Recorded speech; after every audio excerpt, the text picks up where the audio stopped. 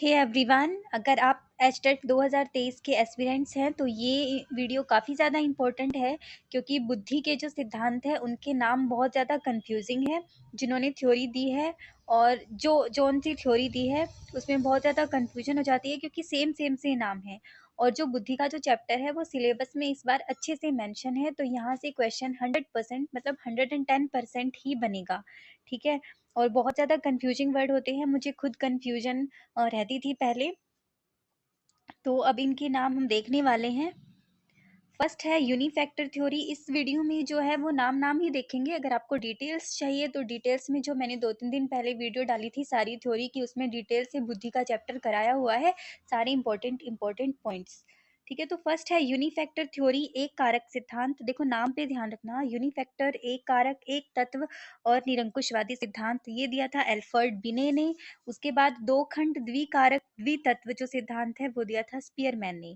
ठीक है। एक कारक एल्फर्ड बिने, दो कारक स्पीयरमैन। उसके बाद त्रिखंड त्रितत्व और त्रिकारक सिद्धांत अगेन स्पीयरमैन ने ही दिया था। इनका जो द्विकारक सिद्धांत था वो फेल हो गया था, इसलिए तो स्पीयरमैन। उसके बाद कंफ्यूजिंग है जो त्रिआयामी त्रिविमीय, ये गिलफोर्ड ने। देखो त्रिखंड त्रितत्व और त्रिकारक सिद्धांत था स्पीयरमैन ने, जबकि त्रिआयामी दिया है गिलफोर्ड ने। ध्यान रखना, ठीक है।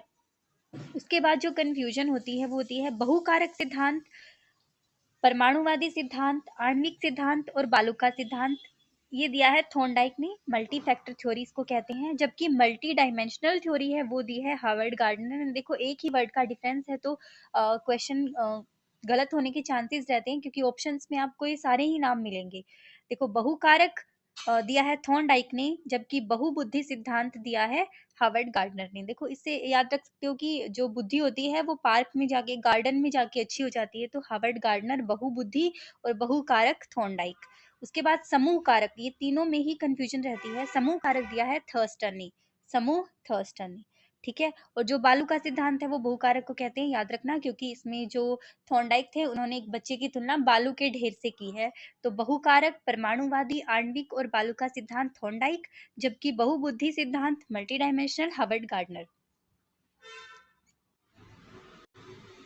ठीक है। उसके बाद जो त्रिखंड था वो दिया था स्पीयरमैन ने, त्रिआयामी गिलफोर्ड ने, जबकि त्रिस्तरीय सिद्धांत दिया है कैरोल ने। ठीक है। ये भी कंफ्यूजिंग है, त्रिआयामी गिलफोर्ड और त्रिस्तरीय कैरोल। उसके बाद जो तरल ठोस बुद्धि है वो दिया है कैटल हॉर्न ने। ये ध्यान रख सकते हैं कि कोई भी जो तरल चीजें होती है उसको कैटल में ले जाया जाता है, तो तरल ठोस बुद्धि, इसको जीएफजीसी भी कहते हैं, कैटल। उसके बाद है पदानुक्रमिक सिद्धांत, ये दिया है फिलिप बर्नन व बर्ट ने। देखो ये कंफ्यूजिंग नहीं है, सबसे ज्यादा जो कंफ्यूजिंग थे वो थे त्रिखंड त्रितत्व और त्रिकारक स्पीयरमैन, त्रिआयामी गिलफोर्ड और त्रितत्व त्रिस्तरीय कैरोल। ठीक है। बहुकारक थॉर्नडाइक, बहुबुद्धि हार्वर्ड गार्डनर और समूह कारक थर्स्टन। ठीक है। तो आई होप आपको ये समझ आया होगा। एक बार आप और देख लेना, और किसी पॉइंट पे अगर वीडियो अच्छी लगे तो लाइक और सब्सक्राइब कर देना। ठीक है।